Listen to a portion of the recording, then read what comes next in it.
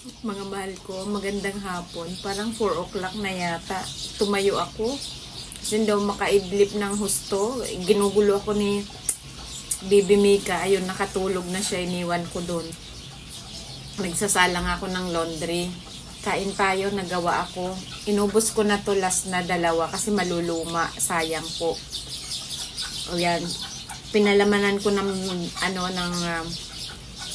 bacon at saka ano ba yun? Mayonnaise at saka ito lang naghugas ako ng 6 na pirasong litos po. At saka yung aking natirang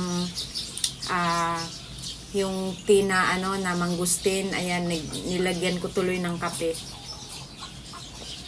Ito na lang po yung aking hapunan habang nag-lolondry ako. Kain tayo mga mahal ko.